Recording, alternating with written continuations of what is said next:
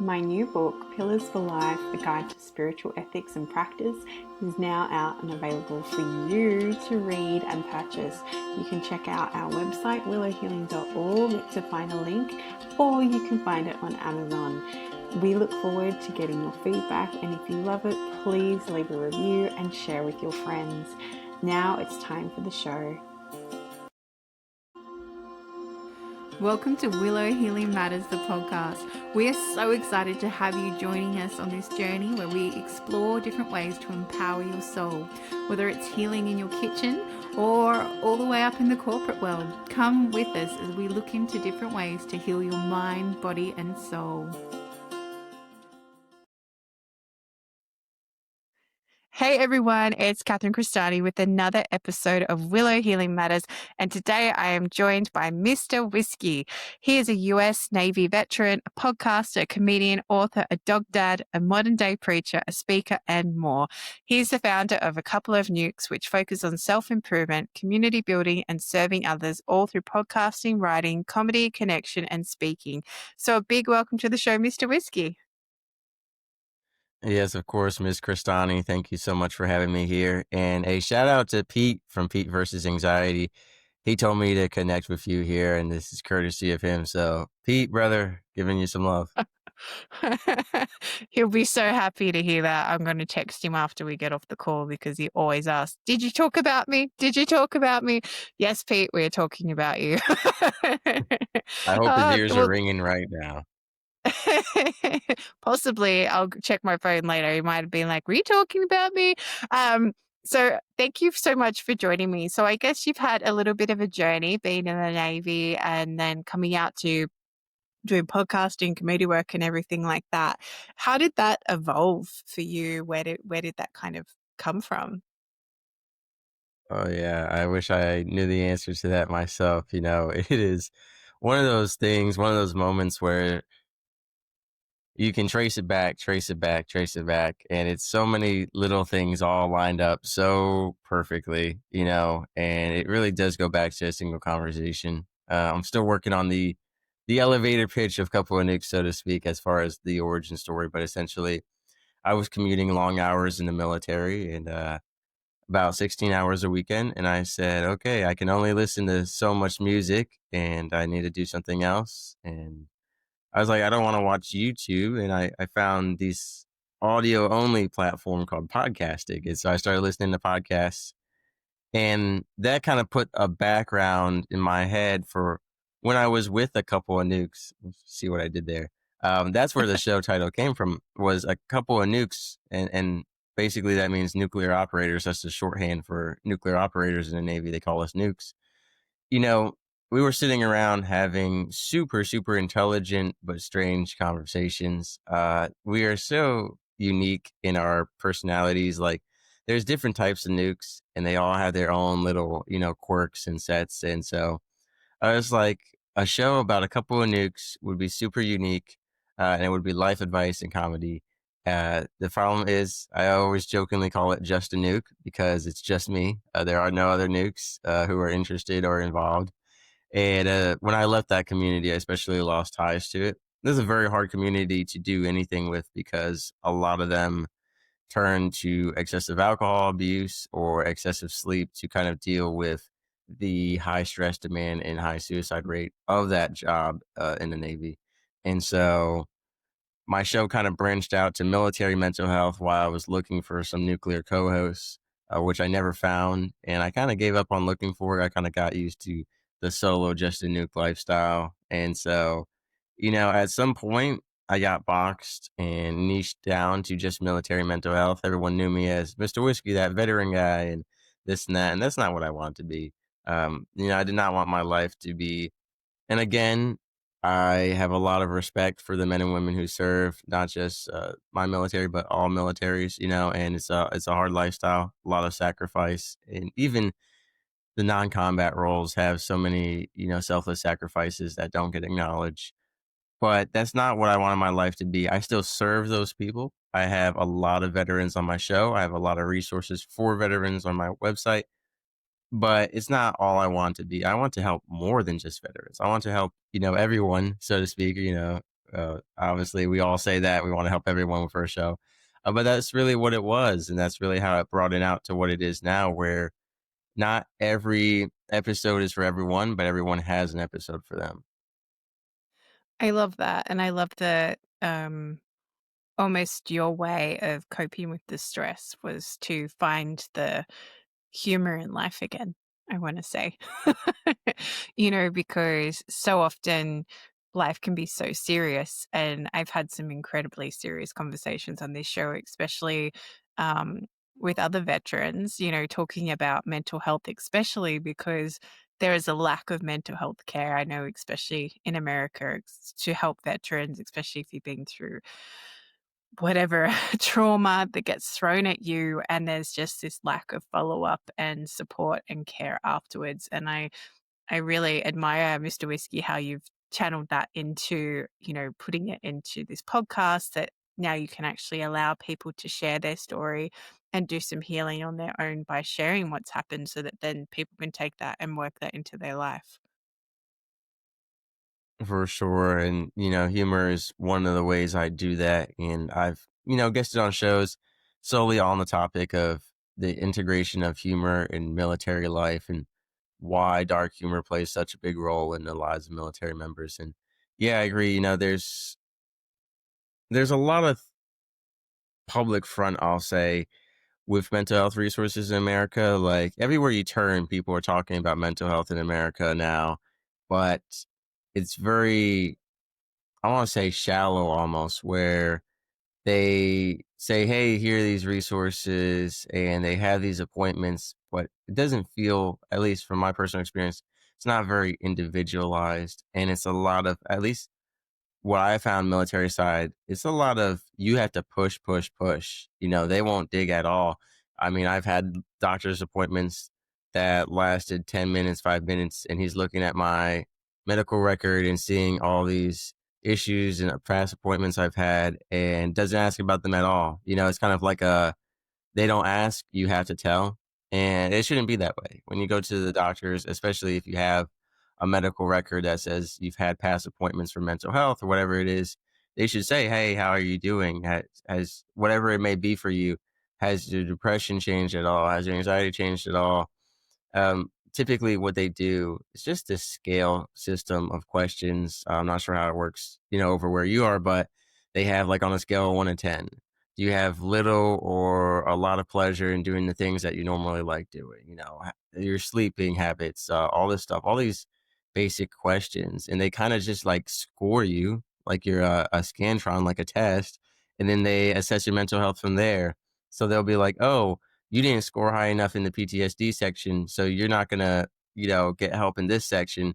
But you did score high enough in the anxiety section, so therefore, yeah, we can give you some resources for that. And it's like it shouldn't be a score. And I think the PTSD conversation, military wise, is very combat focused rather than non-combat PTSD and trauma focused, which is so important because I think they say only 8%. I'm not sure about the numbers, so don't quote me on that. But like the amount of people in the military who are actively combat deployed and dealing with that is very minuscule.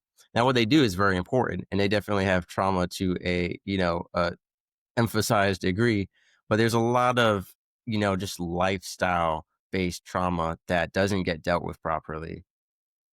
Mm. And it's almost that integration, right? I had another guest on the show, a few episodes, well, not a few episodes ago, and a few months ago, and he was saying it's more um, when you're in service, it's actually quite easy because you've got your mission, you've got your objectives, you've got your role, you know what you have to do. It's when you go back in society, it's the little things that trigger you. So he said one of his biggest triggers was his phone. Like his phone would start ringing, and like all these messages would come through or whatever it might be. And he was saying that that's what actually he found harder coming back into society. So he wasn't he did have kind of trauma in that regard, but no one actually talks about that integration back into society and what that looks like too. Yeah. Yeah. I've addressed that a lot on my show. And most of the suicides happen, before or after deployment. And that's one of the strange things, that we've always discussed. Some of the combat veterans that I've talked to, it kind of irks them that the people they served with took their lives years later after they had survived the combat. They said we went Mm. out into this hostile land where people were actively trying to kill us with mortar fire, with sniper rifles, all this stuff happening, and they survived that, and then years later take their own life, kind of out of nowhere, it seems, because I have guys on my show who, their squadron or platoon or whatever it was for their branch, kind of dropped over time, and it's strange because there's no pattern, there's no like this or that. Oftentimes there's not a note, so it's like, what was it? And I think that is even more difficult when you were there with them and you went through that combat situation. And it's like, you know, how did you experience it so differently than me that you ended up taking your life? Or maybe it's not even related to the trauma. Maybe it was something afterward. And if so, what could it be that was worse than what we went through when we were in combat? But a lot of it, that I have found through my show has been identity, and Mm. the estrangement from the civilian world, even for people who were in for just a few years. It really is set up where you become so estranged from the civilian world pretty easily.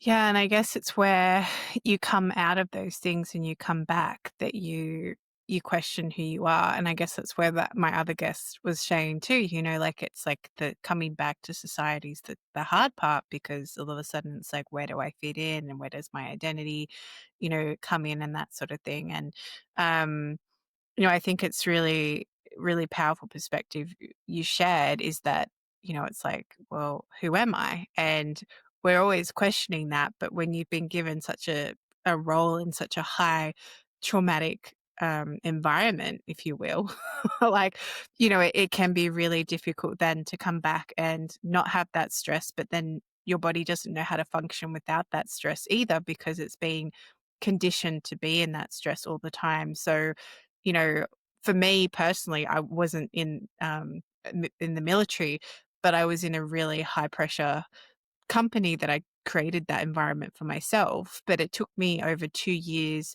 to actually accept I didn't have to fill my calendar and be multitasking every time, every step of the day, because that was the identity that I was so used to, but that was the stress my system needed to keep going as well. So it's almost like this deconditioning that happens, and you have to learn how to shift your energy as much as your mindset because you are stepping into a very different environment coming back from that high stress or trauma situation, and it doesn't matter what that was for you. It applies to everybody, right?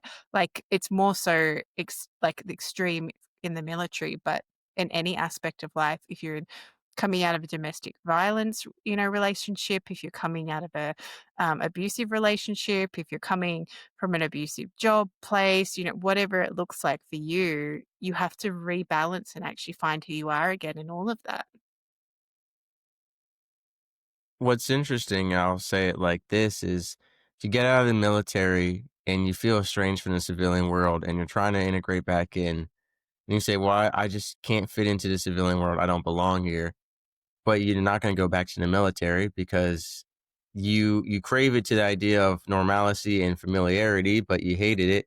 So now it's like, I don't belong in the military world. I don't belong in the civilian world. Where do I go? And then a lot of people end up taking their lives because that's that in between plane.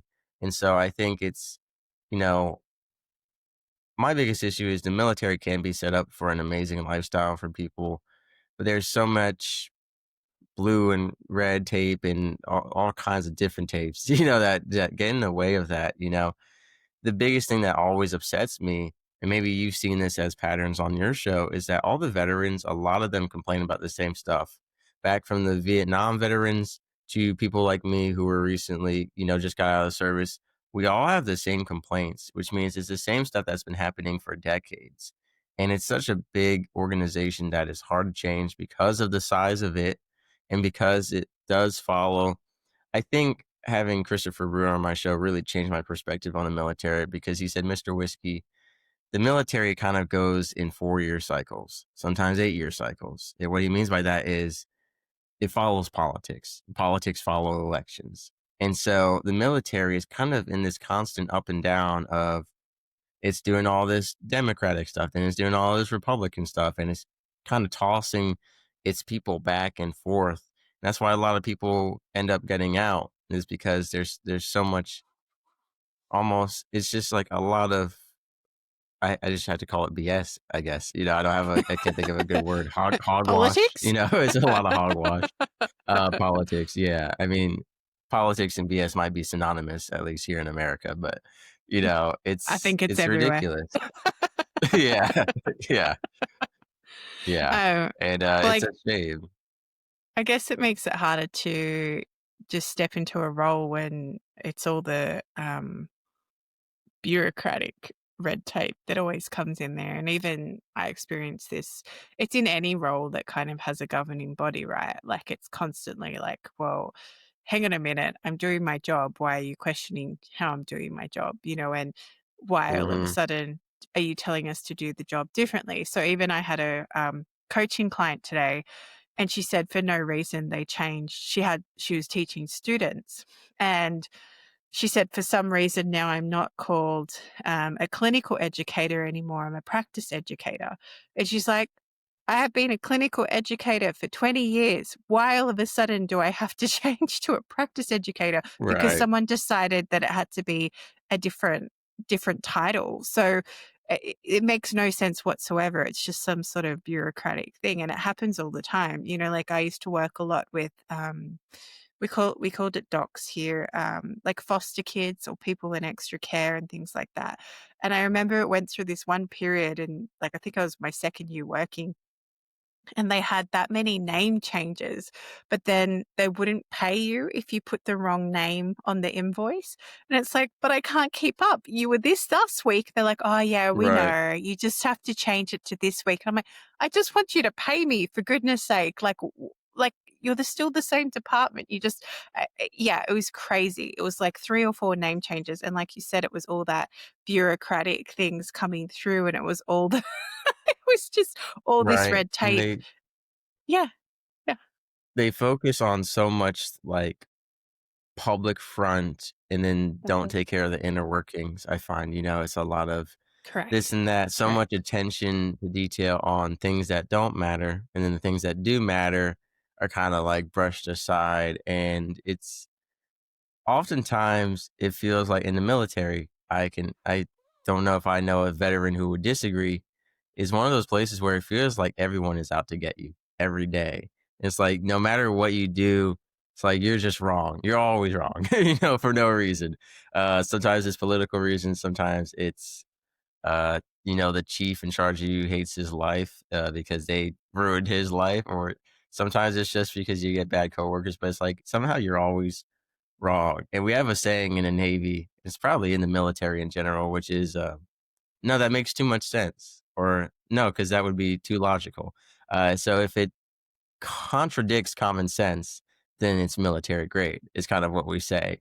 Because we'll say XYZ would make so much sense and everyone could have an easy life and get the job done. And they'll say, actually, we're going to do, ABC, you know, LKJ, like just random, and actually we're gonna make this thing that could be done, in an hour with 10 men. We're gonna make it 100-man project for like 5 hours. It's like it's ridiculous, and the issue is too, anyone who wants to make a change in politics, there's so many people that are contradicting you and fighting against you. And then by the time you have enough power to make any change, you're getting out of office. And then at least here in America, I'm not sure about the term cycles in Australia, but it's almost as if everything is like 10, 20 years behind, because of the way everything is staggered. So it's just very delayed.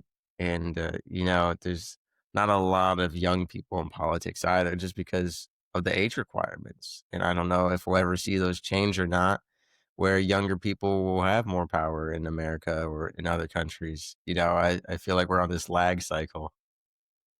It's so interesting because I was at this talk, and he was First Nations Australian. So people still call them Aboriginal, but they prefer First Nations. Anyway, and he was saying they actually surveyed all the people in Parliament. We have a Parliament here. And the majority were white Anglo-Saxon men, where when you actually look up at the demographics of Australia, it's actually incredibly multicultural. And he's like, why isn't there a representative for every kind of culture, like covered in that? You know, it was really interesting when he said he sat down and he did this. He's a very intelligent man. He sat down and did all the statistics, and he's like, there's actually not fair representation for the people here. And then I'm also part of a human rights group, and we've been vetoing a lot of the bills trying to like get put through that take away human rights. And it was actually appalling to me that they had this thing called a Guillotine Act. So the Guillotine Act, what they do is in this one day in Parliament, they'll set like all these bills through. The politicians don't even read them properly. They have like a brief summary and they just vote yes or no. And I was like, and the things that got through on this day were appalling, like absolutely appalling. Like they were taking away people's choice of how they die when they're older. They were taking away people's ability to go online without having to provide like digital ID, like all these things like that. It was really insane. And again, like you said, it's this misrepresentation. It's this, misalignment between what people actually want and what the politicians are voting for. And a lot of the time, then they'll sugarcoat it as something else. So, one of the bills that got through was something called the Under 16s bill. And everyone thought it was to stop people under 16 going on social media.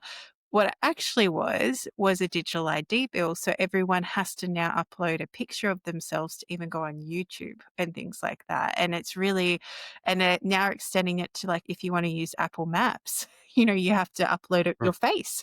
And it's like, wow, this is really concerning, you know, but people don't, because they sugarcoated it as something else, it was, you know, misaligned and misused. So it's really like exactly like you said, it's this bureaucratic front, but they're not actually allowing people to do what they need to do or allow jobs to happen that they're meant to happen, or they're just doing their own agenda and don't really care about anything else because it's misrepresenting what people want. Right, and it's almost outdated because when parliaments and you know democracies were first around, the population of the countries and the way the towns were set up, you could get most of the people in you know the Congress building to talk about everything. Like you look at America and 13 colonies. I mean, you could fit you know you could get a majority of representation there. The issue is now you have so many people in America or you know Australia, wherever it is whose opinions aren't being heard, like you said. And it's like I feel like we have the technology now, and not everyone has means to access to technology, but like where voting could be open to every, you know, eligible adult, where we have a guillotine day in America where it's not just Congress. It's every American citizen get on your laptop right now. Today's voting day, and everyone is going to get to review these bills. Everyone in America who is eligible to vote, whatever it is, you're going to have means of access to read these bills and vote yay or nay. And then based on what a majority of America wants, not a majority of Congress or a couple, you know, senators or governors or whoever it is, we'll take action. You know, that's kind of the system we need set up now to actually represent America. Because again, it's like, you know, some of these states have one or two, you know, men or women representing the entire state. And it's like, I don't know these people, you know, it's, you know, it's like you said, and it's often very skewed one way or another, you know, and at least America, we're so divided, you know, left and right. And it's like left no room for in between or anywhere else. And it's become worse and worse and worse. It's funny because, you know, if you go far enough left, you're right. If you go far enough right, you're left anyway. So it's really interesting. Like, Yeah. um, it, to me, like people are like, who are you voting for? And I'm like, they're just as bad as each other. I'm like, nobody. Like, you know, it's really It's really interesting when you sit back and you start to look at it all and pull it apart from a deeper level. But I feel to ask you, Mr. Whiskey, what can people expect if they listen to your podcast? What will they get? Because I know this has been a very serious conversation. Let's Oh, for change it up. sure. Yeah. Well, I do have a serious show, but it depends on the episode. So there's plenty of episodes where, me and my chihuahua are just hanging out. Well, she's in every episode, she sits on my lap, but no, I have it set up. I really like my website. I made it, so obviously I'm biased, but I love my website because I've designed it where it's very easy to navigate, in my opinion. So what I mean by that is all the episodes are categorized. So if you're coming to my show, you can find what category best suits you. And those are suicide prevention, addiction recovery prevention. That's addiction as in gambling, pornography, alcohol, drugs. I have sleeping health, I have women's health, men's health, I have career, finances, mentorship, parenting, relationships, dating. I like to cover a bit of everything. I'm at the point now where I have a lot of guests reach out every day about being on the show, and if it's something that can help someone improve their life, that's kind of the criteria. So it's pretty easy criteria to meet. So long as, I find it to be genuine and, actual content that'll work and help people, And so my show, is kind of like you go there and you find what you need. You can get something from every episode, of course. Every episode has different insights. They may not be entirely impactful for you based on where you're at in life or who you are, but you can still take something away. The biggest thing, like I have all my guests and all their information because the idea is that through this, my company and show is a resource hub. So, there's a Yeah. lot of great resources that go into some very niche topics or some very different types of healing. I'm sure, through your show, you've discovered a lot of ways of healing that you didn't know exist, like a lot, you know. 100%. So there's Yeah, for and I sure. I And feel so, yeah, and I love that you've created it as, like, kind of almost like a resource hub, right? Where it's like you've created a network from all the people that you've brought on so that they can connect, with other people, and I love doing that with people as well. Even I had a guest the other night, and I was like, "Hey, you can help one of my clients." And she's like, "Really?" I was like, "Oh, yeah, 100%." And I love connecting people. That's part of why I do this as well. oh yeah, the networking and community part is amazing. Like I said, Pete is who connected you and I, right? So it's amazing. I do that all the time. I try to connect guests with other people and other hosts, and even for non-podcasting stuff, like you said, for different types of healing. I love having all this knowledge in the back of my head. So when I meet people in the real world, I call it podcasting as the fake world. In the real world, when I'm out and about and not podcasting, I find myself podcasting just without the microphone to involuntary strangers I find at bars and other places, and it's like, hey, here's this thing that can help addiction recovery. But usually I don't just give At the bar, unwarranted I love advice. that. I mean, yeah, I mean, yeah, that's the best place to find them. I should just stand in front of the liquor store with my business card, and be like, "Hey," but But then it's but then the irony of that's your Mr. Whiskey. yeah, yeah, it is ironic. A lot of guests who come on my show who are former addicts are like, "Mr. Whiskey, haven't talked to you in 30 years in, 120 AA meetings," or whatever it'll be, so it's funny. But yeah, it is a bit ironic. I do find it funny, it's just the way everything lines up, in life. And, it's like it's funny. I kinda liken myself to Batman. It's like people forget that he was afraid of bats, and he became Batman, and I'm not afraid of whiskey. Whiskey should be afraid of me. But, I would say, it's ironic that I work in addiction recovery. Yeah, I'm Mr. Whiskey, like, that kind of energy. But it's just great having all this information because you never know where your path is gonna line up with someone, and you'll end up knowing something that can help change your life. Like, my show started from a single conversation. So I know for a fact how much impact a single conversation can have. I'm sure we've all had a single conversation that changed our lives.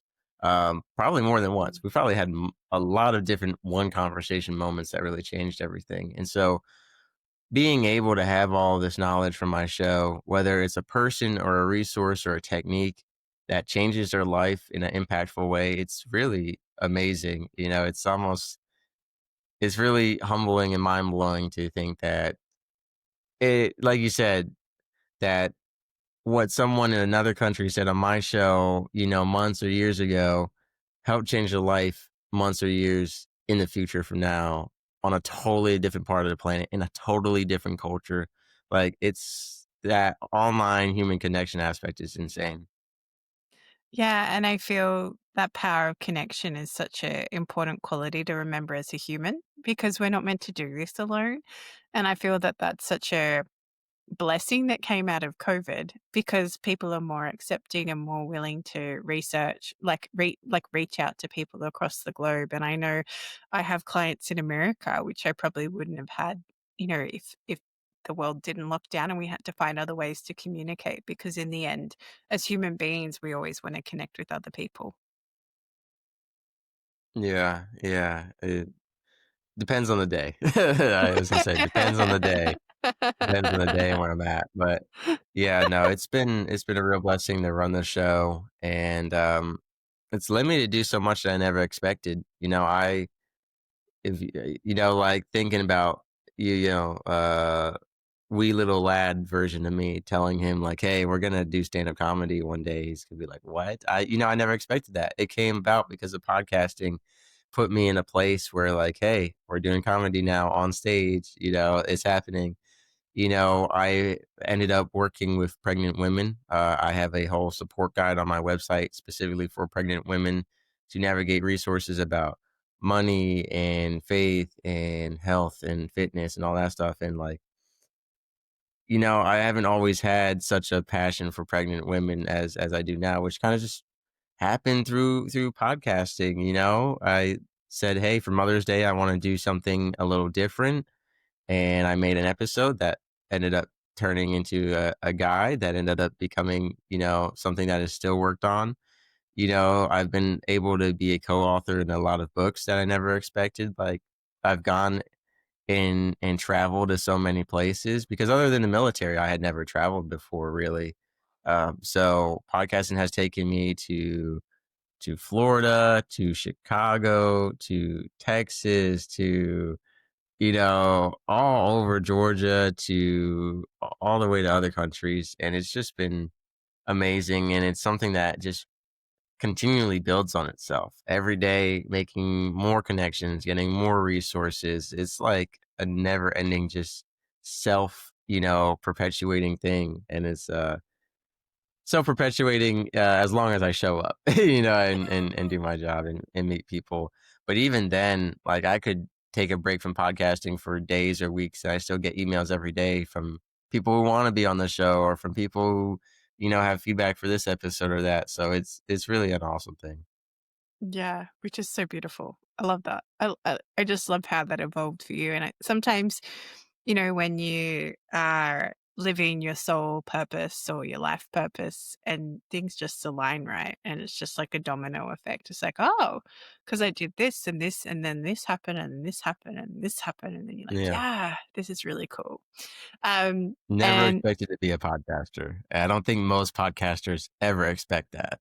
no, no, it's funny because I started my podcast because I had to blow open my throat chakra. So like my energy of like speaking out and sharing more with the world. And so I did. And I started a podcast and people were like, hey, how'd you get this person as a guest on your show? And I said, I just asked. I was like, and they're like, Yeah. oh, you just asked? I was like, yeah, I just asked, and then it just evolved and evolved. And now it's more, I love doing it because I get to meet people like yourself and collaborate with people and see where that goes. So, as long as you stay with that involvement and see where it goes, it can be really fun too. It Um, it is strange to just ask people. I've asked people at bars, what's funny was I was at a bar and I met two people who work in addiction treatment were sitting next to me having a drink.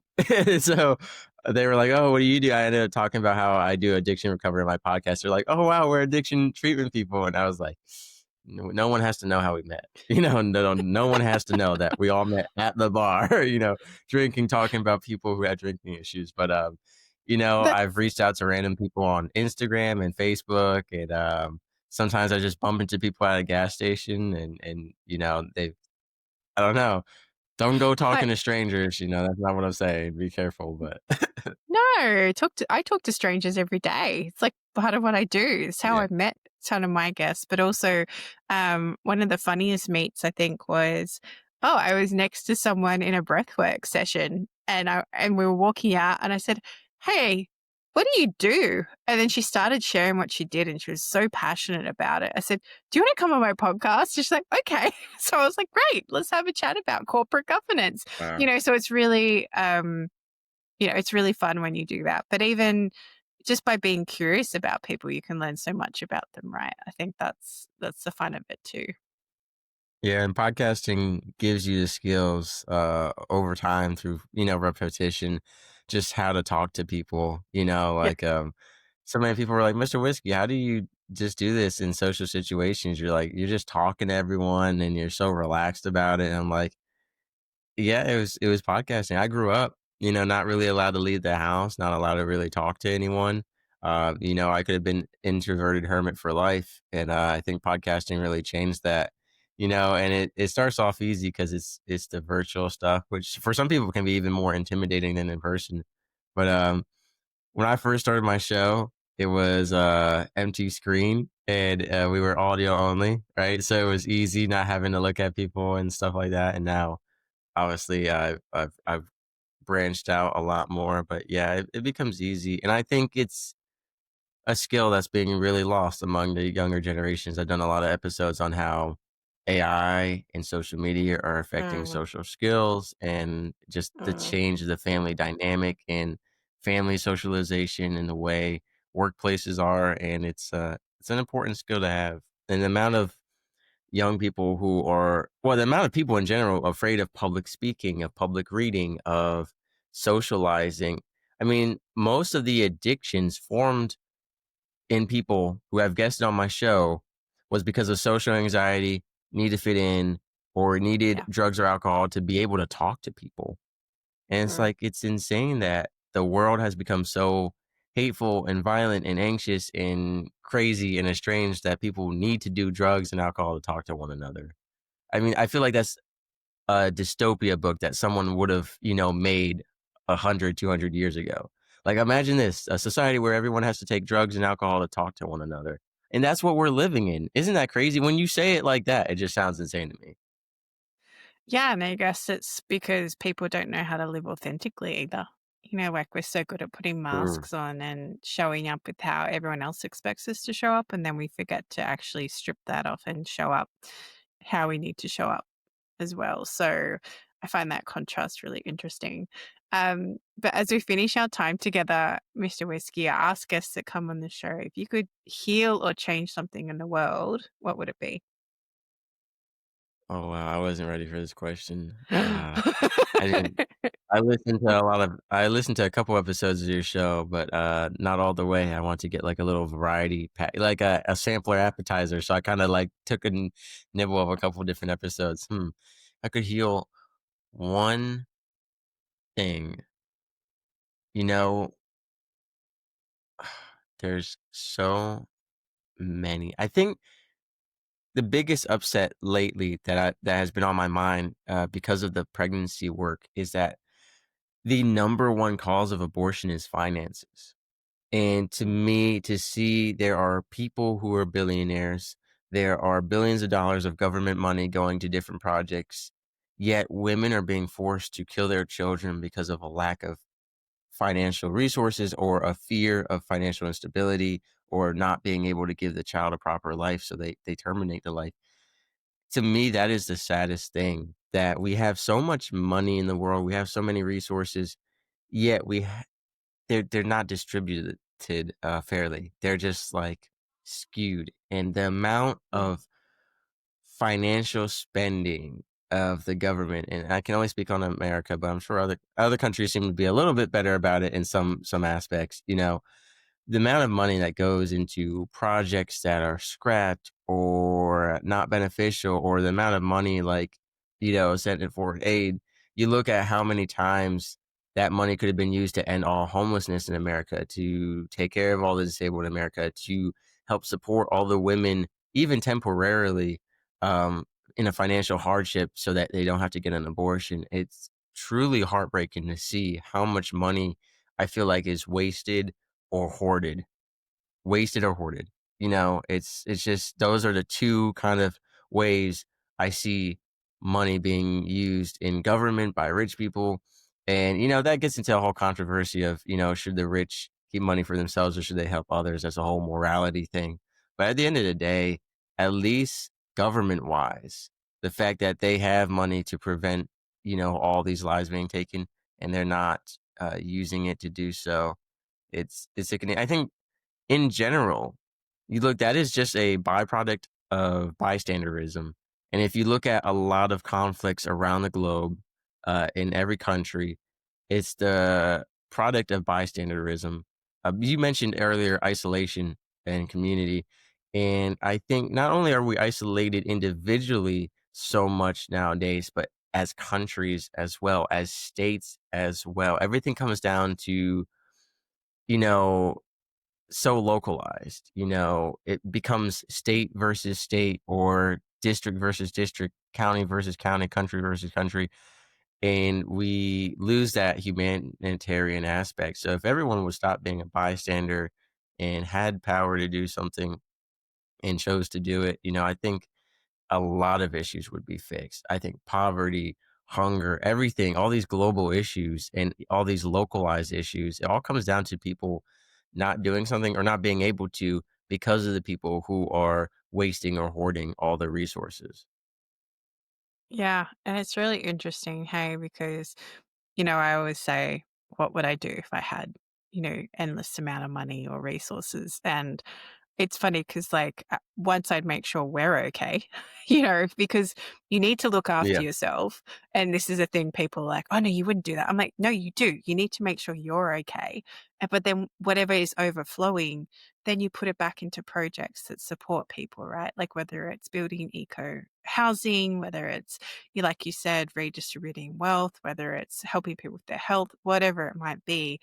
But, that's the whole idea of being able to reposition those resources so that they are benefiting everybody rather than just a select few, So, and it's not about being money is evil or being rich is bad. It's about how do those people put back and serve the world in such a powerful way that it benefits all of humanity. Yeah.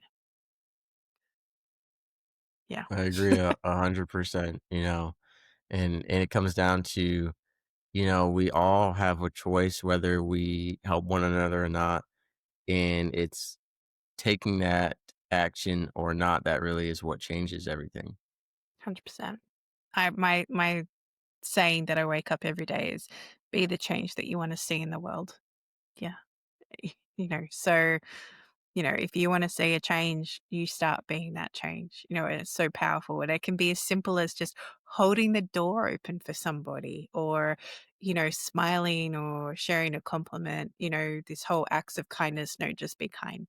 Just be kind and, show up and show with your actions that you are actually a caring person or that you're a human. And we get it. Not every day you can show up that way. Like you said, some days you don't want to talk to people at all. And that's fine. That's Yeah. part of being human too. you know, and then they're the days that you want other people to give that love that you share with them, like the kindness that you share with them back to you because you just need some pick Yeah. me ups that day. Um Yeah. and Well, how and sorry, interesting. I was gonna say, interestingly enough, as a podcaster, even on the days I don't want to talk to people, I have to talk to people because they scheduled, and I can't just reschedule them. I mean, I could, but I'm not that kind of person. But and it's interesting because on some of the days where I really don't want to talk to people, I end up having amazing conversations that are so Mhm, impactful. And it mhm. kind of, goes to show that, like, always show up, even when you don't want to, because you never know who you're going to meet or what's going to happen. And even on your worst days, there are opportunities for some really amazing things to happen, and the only thing blocking it is you. So I think always push through, always show up. Yeah, 100%. And if people want to listen to your show or connect with you, Mr. Whiskey, how can they find you? For sure. So coupleonukes.com. I always put that forward because my website has everything, books, podcasts, the episodes categorized, the guests categorized, every show I've been on. So I always put that forward, coupleonukes.com. That's nukes, Nukes, and couple common spelling, and then O, letter O. So coupleonukes.com.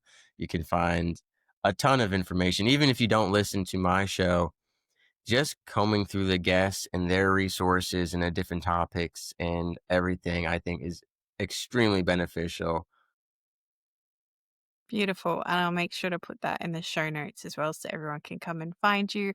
But a big thank you for being on the show, Mr. Whiskey, and also how you created the story of your podcast and how you share that with the world now. It's really beautiful. So thank you so much for sharing that. Of course. Thank you for having me. Right. Thank you for listening to Willow Healing Matters, the podcast. We have so much love and gratitude that you have taken the time out of your day to empower you on your healing journey. The views shared by the person being interviewed might not necessarily reflect that of the host and should be used at your own discernment. Trust what resonates for you and follow your heart and soul guidance. If you have any underlying medical conditions or mental health issues, please consult with your healthcare provider before pursuing any of the recommendations. Likewise, you can always contact the person being interviewed to find out more information. This can be found in the show notes. Remember to activate, align, heal, empower, and find love in everything that you do.